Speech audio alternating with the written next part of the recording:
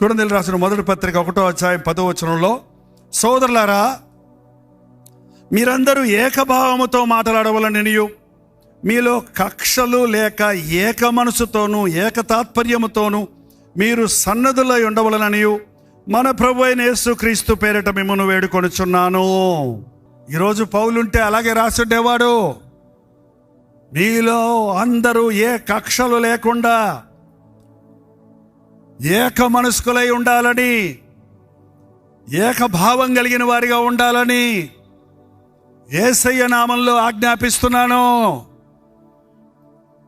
ఇద్దరు ముగ్గురు ఎక్కడ నా నామంలో ఎక్కడ సమకూడతారో నేను అక్కడ ఉంటానన్నాడు ప్రభు.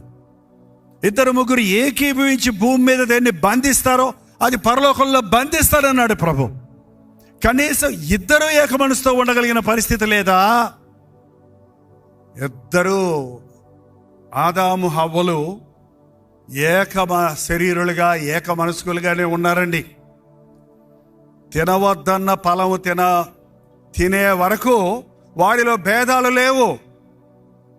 వారు దిగంబరులని వాళ్ళకి తెలియదు. వాళ్ళు పసిపిల్లల హృదయాలు కలిగిన వారు ఉన్నారు. వాళ్ళు ఎంతో దేవునితో సహవాసం చేస్తూ ఉన్నారు. ఎప్పుడైతే ఆజ్ఞాతిక్రమం అనే పాపానికి చోటిచ్చారో, తినవద్దన్న ఫలాన్ని తిన్నారో, వారికి దేవుని మహిమను పోగొట్టుకున్నారో, వారిలో ఒకరి మీద ఒకరికే వారికి దేవునితో సంబంధం తెగిపోయింది. ఏమయ్యా, తినొద్దన్న ఫలాన్ని తిన్నావా? అవునయ్యా, తిన్నానయ్యా, క్షమించయ్యా అని ఉంటే వేరేలాగా ఉండేది. ఎప్పుడు కూడా అంటే దేవునికి దూరమైన మనుషుడు సాతాను చేతుల్లో చిక్కున్నవాడు పశ్చాత్తాపడలేడు, నా తప్పని ఒప్పుకోడు. ఎందుకంటే తల విరుస్వరం కలిగిన అపవాది ఆత్మను పొందిన వాడు తన స్థితిని తాను ఎరగడం. అహంకారంతో నిండి ఉంటాడు, స్వార్థంతో నిండి ఉంటాడు, స్వీయ పరితాపంతో నిండి ఉంటాడు, ఇతరుల మీద నరాలు మోపేవాడిగా ఉంటాడు. దయచేసి అలాంటి గుణాలు మీలో ఏమనున్నాయేమో చూసుకోండి. మిమ్మల్ని పరిశుద్ధాత్ముడు నడిపిస్తున్నాడో దురాత్ముడు నడిపిస్తున్నాడో మీకు అర్థమవుతుంది. ఏమన్నాడో తెలుసా? నేనేదో తింటానయ్యా, నేను తినలేదు, నువ్వు ఇచ్చావే నాతో ఉండటానికి. నీవిచ్చిన ఈ స్త్రీ ఇస్తే తిన్నాను. అంతకుముందు అవ్వను తీసుకొచ్చి ఎదురుగుండా నిలబెట్టినప్పుడు అదే ఆదాం ఏమన్నాడో తెలుసండి? మనకు టైం లేదు, రిఫరెన్స్లు మీరు చదవచ్చు. నా ఎముకల్లో ఎముక, నా మాంసంలో మాంసమా, నువ్వు నరులో నుండి తీయబడితే కనుక నారి ఎనబడతావు. నా ముద్దుల గుమ్మ, నా బొమ్మ, నా ప్రేయసి, నా ప్రాణేశ్వరి అని హత్తుకున్నాడంట. అదే మనుషుడు అదే నోటితో ఇప్పుడేమంటున్నాడు? నువ్వు నాతో ఉండుటకు ఇచ్చిన ఈ స్త్రీ ఇస్తే తీసుకున్నాను అంటున్నాడే గాని నా ఎముకల్లో ఎముక, నా నరముల్లో నరము, నా మాంసంలో మాంసమైన నా భార్య ఇస్తే నేను తీసుకున్నానయ్యా. మేము ఏక మనస్కులై ఉండమన్నావు కదా, అందుకని ఆమెతో పాటే నేను కూడా అని ఏమన్నా ఒప్పుకోవచ్చు కదా. లేకపోతే అప్పటి నుంచి ఇప్పటిదాకా అవ్వని అడిగితే అసలు నా తప్పేం లేదు. ఆ సర్పంగాడు వచ్చి వాడు ఉయ్యం ఉయ్యం ఉయ్యం ఉయ్యం అని మ్యూజిక్ వేసి, ఇది నిజమా? క్వశ్చన్ మార్క్ అండి. సరే, ఇది నిజమా? మీకు ఎప్పుడైతే సందేహం వస్తుందో అది సాతాను సంబంధమైంది. మీ సందేహాలు మీ హృదయంలో ఉంటే మీరు సాతానికి చోటిస్తారు. విశ్వాసం అనే మాటలో సందేహం అనే పదం లేదు. విశ్వాసంతో మీరు ఏమడిగినా ఇస్తారు. అవిశ్వాసంతో అడిగేవాడికి ఏం దొరకదు. దేవుడు జవాబు ఇస్తాడా అన్నావా? ఎవడో ఇస్తాడు. ప్రార్థనలో మీరు ఏమేమి అడుగుచున్నారో అవి మీకు దొరికినవి అని నమ్మిన ఎడల మీకు దొరుకును. మనం అడుగుతున్నాం కానీ దొరకటం లేదంటే నమ్మకుండా అడుగుతున్నాం. ఆ రోజు నుంచి ఈ రోజు వరకు మనిషికి పడదండి. ఎప్పుడన్నా పడితే స్వార్థంతోనే ఒకరినొకరు హత్తుకుంటారు కానీ, ఫ్రెండ్షిప్లు చేస్తారు కానీ, ఒక డబ్బున్నోడితో ఫ్రెండ్షిప్ చేస్తాడు. ఆ డబ్బు అయ్యేదాకానే ఆ తప్పిపోయిన కుమారుడికి చాలామంది ఫ్రెండ్స్ ఉన్నాడు. ఎందుకంటే బోల్డ్ ఆస్తి తెచ్చుకొచ్చుకున్నాడు వాళ్ళ నాన్న దగ్గర. అదంతా ఖర్చు అయిపోయిన తర్వాత ఒక్కడు లేడు, ఎటుపోయారో తెలియదు. అంతా అయిపోయిన తర్వాత ఒక్క పూట ముద్ద కూడా పెట్టలేదు ఏ స్నేహితుడు కూడా. పందులు కాసేవాడి దగ్గరికి వెళ్ళి పనిచేసే స్థితిగతిగా జారిపోయాడు. కారణం, అతని దగ్గర ఇంకేం లేదు. కొరంథీ సంఘంలో ఐక్యత లేదు. అందుకే మీలో కక్షలు ఉన్నాయి, మీలో భేదాలు ఉన్నాయి. 11వ వచనం, సహోదరులారా మీలో కలహములు కలవని మిమ్మల్ని గురించి క్లేయో ఇంటి వారి వలన నాకు తెలియవచ్చును. మీలో ఒకడు నేను పౌలు వాడను, ఒకడు అపోల్లో వాడను, మరి ఒకడు కేఫా వాడను, ఇంకొకడు క్రీస్తు వాడనని చెప్పుకొనుచున్నారు. సంఘభేదాలు. ఒకడేమో పౌలు వాడిని, నేను పౌలు పరిచర్యలో రక్షించబడ్డాను.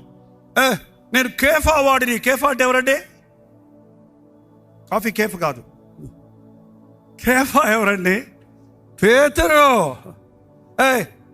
పౌలంతా ఇప్పుడు మారినాడు. పేతురు మొదటి నుంచే ఉన్నవాడు.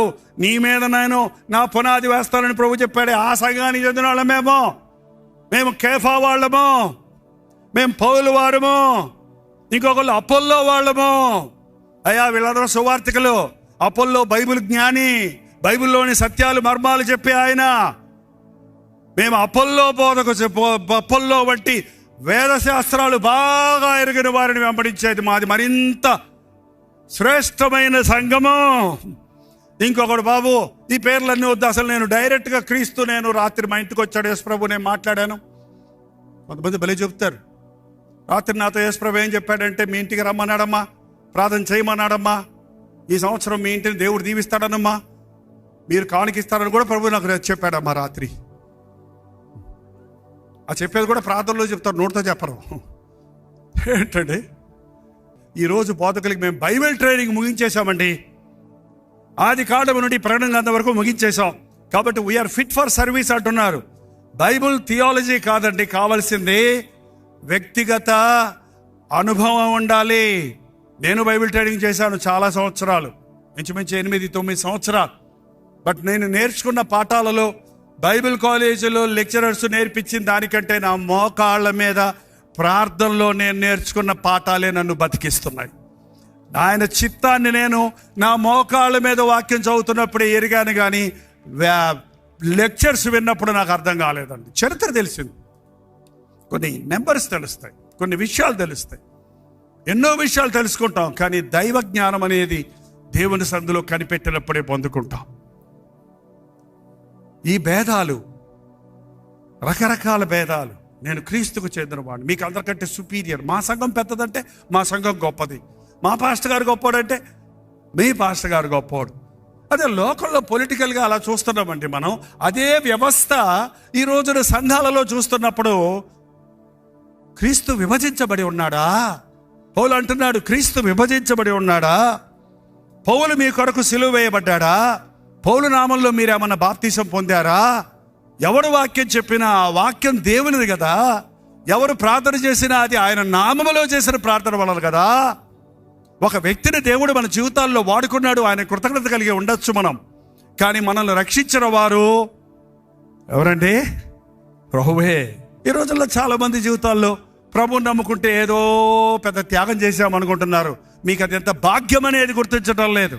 క్రీస్తులో భేదాలు లేవు, కులమత భేదాలు లేవు, ధనవంతులు పేదలన్న తారతమ్యాలు లేవు. ఈ భేదాల మూలనే పరిశుద్ధాత్ముడు క్రియ జరిగించడం లేదండి. దేవుని కార్యాలు ఆగిపోతున్నాయి. ఈ రోజున క్రైస్తవులందరూ ఏకహృదయులైతే, భేదాలు ఉన్నాయి. పౌలే అన్నాడు, భేదాభిప్రాయాలు ఉండడం మంచిదే, వ్యత్యాసాలు ఉండడం మంచిదే. దేవుడు మనకు 5 ఏళ్ళు ఇచ్చాడు, 5 ఏళ్ళు ఒకలాగా లేవు, ఒకలాగా ఉన్నాయి. 5 ఏళ్ళు ఇది లావుగుంది, చూపుడు వేలు ఏంటండి మధ్య వేలు ఎత్తుగా ఉంది, ఇది వీక్ ఫింగర్ అంటారు, రింగు సఫరింగు, ఇదేమో చిటికి నేళ్ళు అన్నీ కలిసి పనిచేసినప్పుడు సంఘములో పరిశుద్ధాత్మ అభిషేకం ఉంది. మారు మనసు అనుభవం కావాలి, బాప్తిసం పొందాలి, సాక్షులుగా ఉండాలి, ప్రవచన వరాలు ఉన్నాయి, స్వస్థత వరాలు ఉన్నాయి, ఉపకారం చేసేవాళ్ళు ఉండాలి. అన్నీ కలిపి చేస్తే ఒక్కొక్క దైవజనుడికి ఒక్కొక్క ప్రత్యేకత ఇచ్చాడు. అందరూ కలిసి సంఘాభివృద్ధి కొరకు ప్రయత్నం చేయండి. అన్ని తలాంతులు పెట్టి సంఘాభివృద్ధిని కలిగించమని ప్రభు చెబితే, మా సంఘంలో ఉన్న మ్యూజిక్ ఏ సంఘంలో లేదని ఒక ఆయన అంటే, మా సంఘంలో ఉన్న మర్మాలు మరో సంఘంలో లేవని ఇంకొక ఆయన అంటే, మా సంఘంలో జరిగే స్వస్థతలు మరి ఎక్కడ జరగవని ఇంకొక ఆయన అంటుంటే, మేము మాట్లాడినట్టు భాషలు మరి ఎవడో మాట్లాడలేదని ఇంకొకడు అంటుంటే, దేవుని రాజ్యాన్ని కట్టకుండా ఎవడి రాజ్యాన్ని వాడు కట్టుకుంటుంటే పరిశుద్ధాత్మని కార్యాలు జరగటం లేదు. అపవాది క్రియలు ముమ్మరంగా సాగిపోతూ ఉన్నాయి. దేవుని బిడ్డలమైన తర్వాత మనం నేర్చుకోవాల్సింది ఎదుటి వారిని మనకంటే యోగ్యులుగా ఎంచాలి. నా జీవితంలో నేను నేర్చుకున్నాను అది. మీ ఎదుట ఉన్నవారు మీకంటే యోగ్యులుగా ఎంచండి. మీ వయసులో పెద్దోళ్ళు చిన్నోళ్ళు, అనుభవంలో పెద్దోళ్ళు చిన్నోళ్ళు. కొంతమంది చిన్నోళ్ళ దగ్గర నుంచి నేర్చుకోవాల్సినవి ఎన్నో ఉన్నాయి. పెద్దోళ్ళగా మనం పెద్దోళ్ళ దగ్గర నుంచి నేర్చుకోవాల్సినవి ఎన్నో ఉన్నాయి. చిన్నవారు, ఈ పాతకాలం మనుషులు అన్నవారి దగ్గర నేర్చుకోవాల్సినవి ఉన్నాయి. ఈ తరం వారి దగ్గర నేర్చుకోవాల్సిన టెక్నాలజీ ఉంది. ఒక దేవుని సేవకుడు ఈ రోజున మనం కలిసిమెలిసి పనిచేసినప్పుడు క్రీస్తు రాజ్యాభివృద్ధి జరుగుతుంది. కానీ విభజనలు తీసుకొని వచ్చినప్పుడు అపవాది కార్యాలు జరుగుతాయి. పరిశుద్ధాత్మని కార్యాలు నిలిచిపోవటం జరుగుతున్నాయి. కొరింథీ సంఘం అన్ని రకాల వాళ్ళు మారారండి. రోమన్స్, గ్రీక్స్, జ్యూస్, అన్ని తరగతుల వాళ్ళు మారారు. వాళ్ళు అడ్జస్ట్ చేసుకోవడం కొంచెం కష్టమైంది. అందుకనే పౌలు వారికి ఒకే పాఠం చెప్పారు. మీరు తగ్గించుకోండి, ఒకరితో ఒకరు ఏకీభవించండి, ఒకరితో ఒకరు మనసు కలపండి, ఒకరినొకరు ఘనపరుచుకోనండి, ఒకరినొకరు ప్రేమించుకోనండి. ఏక మనస్సు. మీ కుటుంబంలో ఏక మనస్సు ఉందా? కుటుంబంలో ఏక మనస్సు ఉందా? భార్యాభర్తలుగా మీ ఇద్దరి మీద ఏక మనస్సు ఉందా? 30 ఏళ్ళు 40 ఏళ్ళు సంసారం చేసిన తర్వాత కూడా భార్యాభర్తలు ఒకరి మీద ఒకరు చెప్పుకుంటూనే వింటుంటే భలే తమాషాగా ఉంటుంది నాకైతే. ఏంటండి, ఏక మనసు లేదు. కలిసే కాపురం చేస్తున్నారు, కలిసే జీవిస్తున్నారు, కలిసే ఉంటున్నారు, కానీ మనస్సులు కలవటం లేదు. పరిశుద్ధాత్మని కార్యాలు జరగవండి. ఎక్కడ ఏక మనసు ఉంటుందో అక్కడ పరిశుద్ధాత్ముడు కార్యం జరిగిస్తాడు. దయచేసి భార్యాభర్తలుగా వివాహమైన వారిని ప్రభునామంలో కోరుతుంది ఏంటంటే, మీరిద్దరూ కలిసి ప్రార్థించండి. పరిశుద్ధాత్ముడు మీ హృదయాలను ఏకపరుస్తాడు.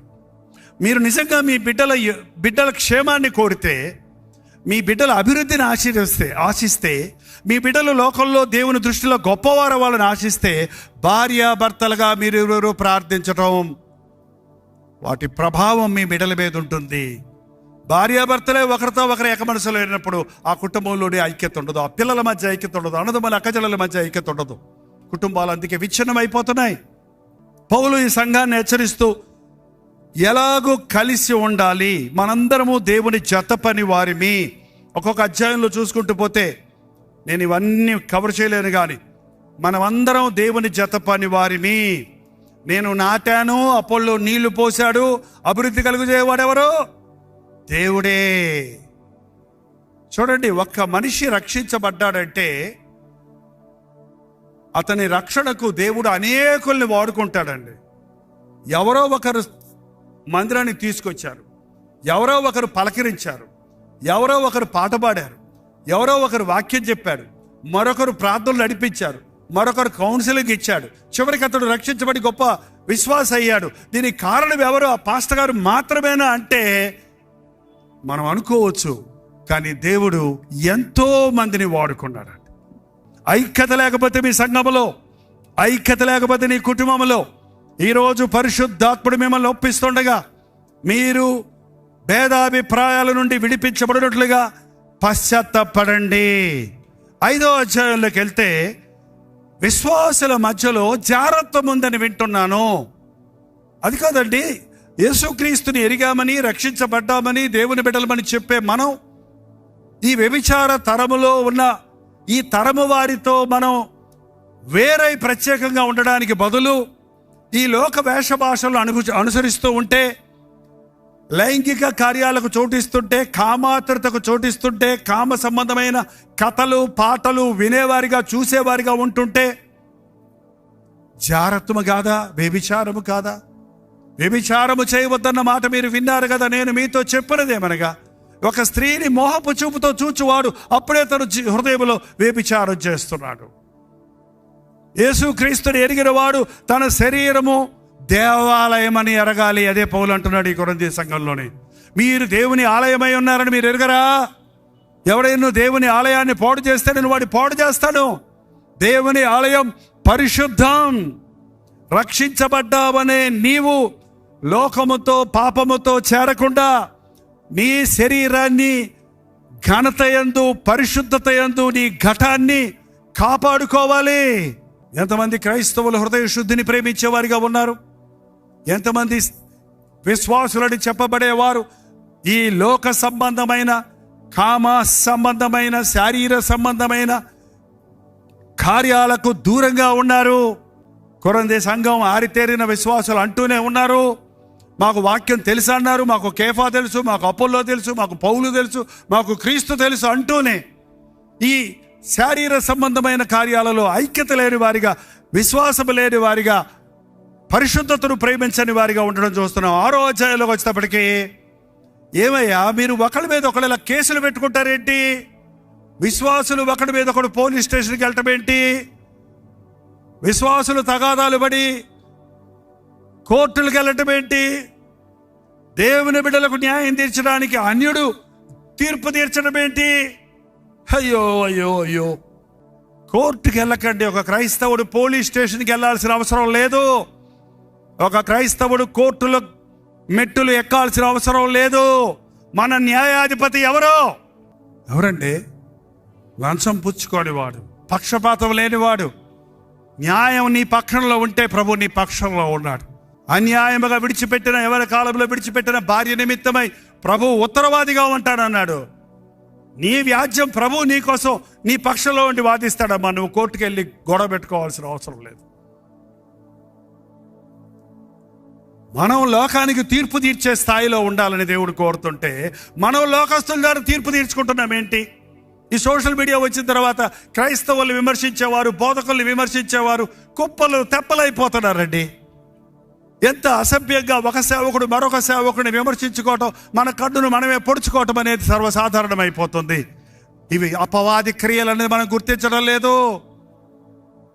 పాపం అంటే ఏదో మురికి పాపాలు, కొన్ని తాగుబోతాను, వ్యభిచారాలు, నీచమైన కార్యాలు అనుకుంటున్నావే కానీ ఇలాంటివి కూడా అపవాది తంత్రాలని. వాడు సంఘాన్ని విభజించడానికి, విశ్వాసిని చెడగొట్టడానికి, దేవుని నామానికి సిగ్గు తీసుకురావడానికి కలిగించే భేదాలని గుర్తించటం లేదు. 6వ అధ్యాయంలో చూస్తే మీకు సిగ్గు రావాలని చెప్తున్నాను. తన సహోదరుల మధ్య వ్యాజ్యము తీర్చగలిగిన బుద్ధివంతుడు మీలో ఒకడైనను లేడా?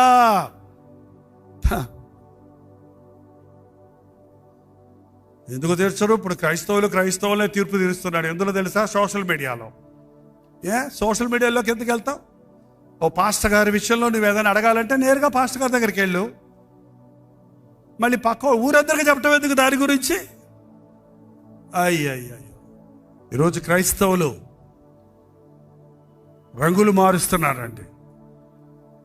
ఈ సంఘంలో నుంచి ఆ సంఘంలోనికి, ఆ సంఘంలో నుంచి ఈ సంఘంలోనికి కుప్పకొంతలు వేస్తున్నారు. నేను బాప్టిస్ట్ చర్చిలో పుట్టాను, లూథరన్ చర్చి మా నాన్న పెద్ద, సంఘ పెద్ద. ఆ తర్వాత మరో చర్చిలోకి వెళ్ళి ఆత్మను పొందాను, ఇంకో చర్చిలోకి వెళ్ళి బాప్టిజం పొందాను, ఇంకో చర్చిలోకి వెళ్ళి వరాలు పొందాను.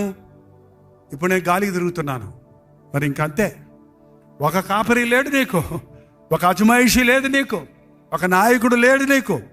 ఏంటండి చివరికి అన్నీ తెలుసుకొని అమెరికా వెళ్ళి థియాలజీ చదివచ్చాను, యేసు ప్రభు దేవుడే కాదని బోధ చేస్తున్నారంటే ఎక్స్ క్రిస్టియన్ అనే మాట ఎక్కడ బైబిల్లో లేదండి. ఇవాళ ఎక్స్ క్రిస్టియన్స్ తయారవుతున్నారు. అయ్యో, మెట్ట సిద్ధాంతాన్ని నేర్చుకునే వాడికి అంతరంగ శుద్ధి రాదండి. ఇక్కడ సంఘంలో ఒక్క విషయం వదిలిపెట్టలేదండి పౌలు సంఘాలకు. క్రైస్తవులకు చెందినవి జగడాలొద్దు, జారత్వం వద్దు, భార్యాభర్తల బంధం ఏంటో అని 7వ అధ్యాయంలో ఉంది. మీరు చదవండి, తర్వాత చదవండి. భార్యాభర్తలు ఎలా ఉండాలి, పెళ్ళిళ్ళ విషయంలో ఎలా ఉండాలి అని రాసుకుంటూ వచ్చాడు. సువార్త ప్రకటన అంటే తమాషా కాదు, సువార్త ప్రకటన అంటే వ్యాపారం కాదు. అయ్యో, సువార్తను ప్రకటించడం నాకు శ్రమ. ఇతరులకు బోధించడం కాదు, ఇతరులకు బోధించిన తర్వాత నేను భ్రష్టుడైపోతానేమోనని నన్ను నేను నలగొట్టుకుంటున్నాను. ఒక సేవకుడు నలగకుండా, ఒక సేవకుడు కాలకుండా, ఒక సేవకుడు త్యాగం చేయకుండా, ఒక సేవకుడు సమర్పించుకోకుండా, ఒక సేవకుడు సిలువెత్తుకోకుండా శిష్యులను తయారు చేయలేడు.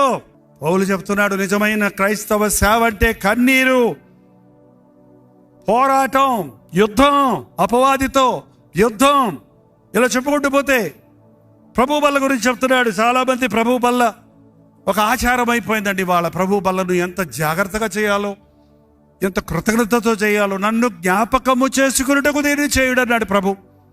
ఆయన సిలువను, ఆయన ప్రేమను, ఆయన త్యాగమును, ఆయన చిందించిన రక్తములో ఉన్న ఆ శక్తిని గుర్తించుకొని ఆయన పొందిన దెబ్బల ద్వారా ఉన్న స్వస్థతను స్వతంత్రించుకున్నట్లుగా మోకాళ్ళ మీద విశ్వాసంతో రొట్టె ద్రాక్షరసం తీసుకోవడం వదిలేసి అయోగ్యంగా దేవుని ప్రభు బలలో పాలు పబ్బులు పొందితే మీరు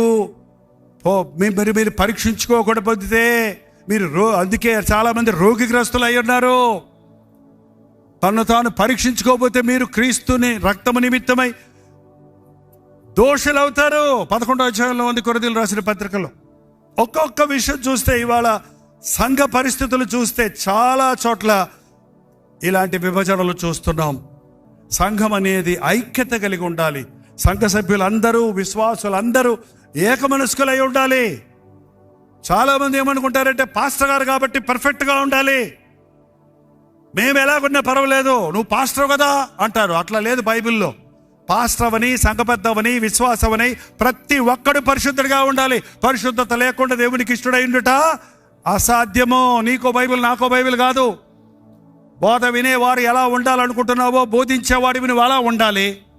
బోధించేవాడు ఎలా ఉన్నాడో బోధ వినేవారు కూడా ఆ స్థాయికి ఎదగాలి. అది దేవుని ప్రణాళిక. మన నాథుడు, మన గురువు, మన ప్రభువు, మన నాయకుడు ఆయనే. మనమందరము ఆయన పిల్లలము అన్న భావం చూపిస్తున్నాడు. ఒక చాప్టర్ అంతా కూడా కేంద్రీకరించాడు ప్రేమను గురించండి. అసలు ఈ క్రైస్తవత్వానికి మూలమే ప్రేమ. బైబిల్ సారం అంతా ఏంటి? ప్రేమ. ప్రేమ లేని క్రైస్తవుడు క్రైస్తవుడే కాదు. విశ్వాసం ఉన్నా, భాషలు మాట్లాడగలిగిన, కాల్చబడడానికి శరీరం ఇచ్చిన, కొండలను పెకలించే విశ్వాసం ఉన్నా, పేదలకు నీ ఆస్తి అంతా పంచిపెట్టిన ప్రేమ లేని వాడనైతే నేను వ్యర్థుడను. ప్రేమ కలిగి ఉండుటకు ప్రయాసపడండి. విశ్వాసము, నిరీక్షణ, ప్రేమ, వీటిలో శ్రేష్టమైనది ప్రేమే. క్రైస్తవుల్లో ప్రేమ లేకపోతే, క్రైస్తవ కుటుంబాల్లో ప్రేమ లేకపోతే, సంఘములో ప్రేమ లేకపోతే, యేసునామమును విశ్వసించిన విశ్వాసులందరూ ఏక ప్రేమతో, ఏక భావముతో, ఏక అభిప్రాయంతో ప్రార్థించకపోతే వారి జీవితంలో ఏం చూడలేరు. మీలో జారత్వమైనను, వ్యభిచారమైనను ఉండకూడదు. లోకంతో స్నేహం, దేవుడితో వైరం. ఈ లోకాధికారి అయిన అపవాదికి మనం చోటిచ్చే వారిగా ఉండకుండా, నేను విలువ పెట్టి కొనబడిన వాడిని, నన్ను నేను దేవునికి సమర్పించుకుంటున్నాను అని చెప్పగలిగే రీతిగా ఉందాం. ఐక్యత కొరకు ప్రార్థిద్దాం. హృదయశుద్ధిని ప్రేమిద్దాం. వ్యాజ్యాలు చేయకుండా ఉందాం. ఒకరినొకరు విమర్శించుకునే వారిగా కాక, కక్షలు సాధించేవారిగా కాక, ప్రేమలో ముందుకు సాగుదాం. క్రీస్తు సారూప్యంలో వలసపడదాం.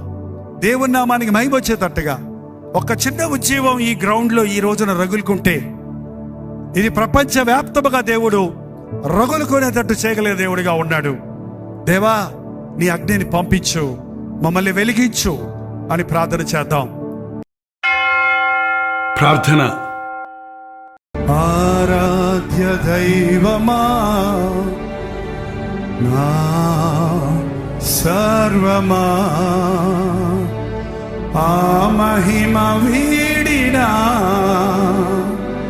నాదరికి చేరినా, ఆ మహిమ వీడినా నాదరికి చేరినా, ఇదే వందనం, ఇదే వందనం, ఇదే వందనం, ఇదే వందనం. ఆరాధ్య దైవమా, నా సర్వమా, ఆ మహిమ వీడినా నాదరికి చేరినా, ఆ మహిమ వీడినా నాదరికి ఇదే వందనం, ఇదే వందనం, ఇదే వందనం, ఇదే వందనం. తగని వాడనైనా అతిథి వైతివి, కలువరిలో నీ ప్రేమ కరుగబోసితివి. తగని వాడనైనా అతిథి వైతివి, కలువరిలో నీ ప్రేమ కరుగబోసితివి. నా విమోచక, నా సహాయక, నా విమోచక,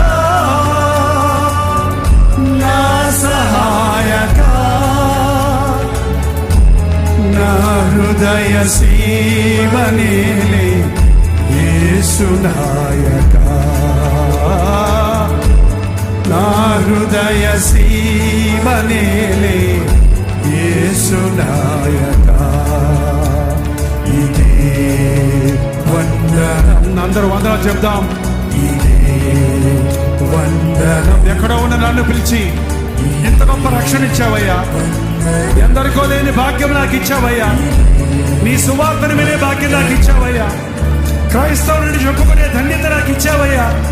నీ నామాన్ని ధరించిన నేను నీవు ఆశించిన స్థాయిలో బ్రతుకుటకు నాకు సహాయం చేయని ప్రభుని అడుగుదాం. చేస్తాడు. పరిశుద్ధుడా, ప్రేమగల తండ్రి, ఒక్కసారి నాయనా ఈ రాత్రి ఆత్మ ద్వారా ఎవరెవరు ఒప్పించబడుతున్నారో వారిని చూడయ్యా. చేయెత్తి నాయనా, నీ కొరకు బ్రతకాలని ఆశ ఉంది, నా చేతగాటం లేదు, నడిపించు. నా బలహీనతలివి నాకు సహాయం చేయి, నా వ్యాధులవి నన్ను స్వస్థపరచు, నా కొరతది నాకు తీర్చు, నా మనసు నుంచి నన్ను విడిపించు అని ఎవరెవరు వారి హృదయంలో ఏమేమి నీతో చెప్తున్నారో మా ప్రార్థనలన్నీ ఆలకించే దేవా, మా ప్రార్థనలకు జవాబులు ఇచ్చామని నమ్ముతున్నామయ్యా. ఎలా వచ్చామో అలా కాక ఆత్మ ద్వారా దర్శించబడి అభిషేకించబడి విజయలుగా పరిశుద్ధాత్మ అభిషేకముతో బలపరచబడిన వారిగా ఇక్కడి నుంచి వెళ్ళడానికి సహాయము దయచేయను. మమ్మల్ని వెలిగించయ్యా, మేము ఈ లోకాన్ని వెలిగిస్తామయ్యా. ఎంతో మంది చీకట్లో ఉన్నారయ్యా, వారి మధ్య జ్యోతుల్లాగా ప్రకాశించినట్లుగా ఈ ఆవరణలో కూడి వచ్చిన ప్రతి విశ్వాసిని, ప్రతి సంఘస్థులను, ప్రతి యవనస్తులను, ప్రతి కుటుంబీకులను అభిషేకించుము నాయన. మేము ఈ లోకానికి వెలుగుగా ఉండడానికి సహాయం చేయము. ఈ రాజమండ్రి పట్టణానికే కాదు, ఈస్ట్ వెస్ట్ గోదావరి అంతటికి మేము దీవెనకరంగా మారినట్లు ప్రపంచవ్యాప్తముగా నీ రాకడ సూచనలు ఎదురు చూస్తున్న ఈ దినాలలో సువార్త ప్రకటించవలసిన అవసరత ఎంతో ఉన్నదని ఎరిగి నాయనా, ఈ ఆవరణలో ఉన్నవారు ప్రపంచ నలుమూలలకు మిషనరీలుగా వెళ్ళడానికి సహాయం చేయ నాయన. ఎక్కడ సువార్త వినబడలేదో అక్కడ సువార్త చేయాలనే ఆత్రుత కలిగిన ఎవరొస్తుంది మా మధ్య లేపు నాయన. ఎంతో మంది ఈ అంచె దినాలలో చల్లారిపోయి ఉన్నారయ్యా. సంఘాలలో ఉజ్జీవం దయచేయ నాయన. సేవకులు అనేకులు కృంగిపోయి ఉన్నారయ్యా, సేవకులు అనేకులు లోకస్తులైపోయి ఉన్నారయ్యా. అయ్యా, పరిశుద్ధాత్మ కార్యాలు జరిగించి ప్రతి దైవజనుడిని వెలిగించయ్యా. కృంగిన సేవకులను, నిరుత్సాహంతో నిండిపోయిన సేవకులను బలపరచు నాయన. నన్ను బలపరచు వారి యందు నేను సమస్తము చేయగలనని విశ్వాసముతో ముందుకెళ్ళుటకు సహాయము చేయము. పుచ్చు ఉన్న అపవాది కార్యాలను, సాతాను శక్తులను నజరేయుడైన యేసుక్రీస్తు నామములో బంధిస్తున్నామయ్యా. మా సమాధానాన్ని పాడు చేసే సాతాను శక్తుల్ని బంధించి నేను నీ ఇంట ఉండవలసి ఉన్నదని ఆనాడు నీవు జక్కయ్యతో చెప్పినట్లు మాతో పాటు మా గృహములకు రాయ్యా. మా గృహాలను అభిషేకించు నాయన. నేను నా ఇంటి వారు యెహోవాని సేవించుతామన్న మాట మీ సమాధానము మా గృహముల్లో నిలిచి ఉండనట్లుగా, నీ అగ్ని వెలుగునట్లుగా, నీ ధూపము ప్రజ్వలించినట్లుగా పరిశుద్ధాత్మని కార్యాలు కొనసాగించుమని యేసుక్రీస్తు నామములో అడుగుచున్నాను తండ్రి. ఆమేన్.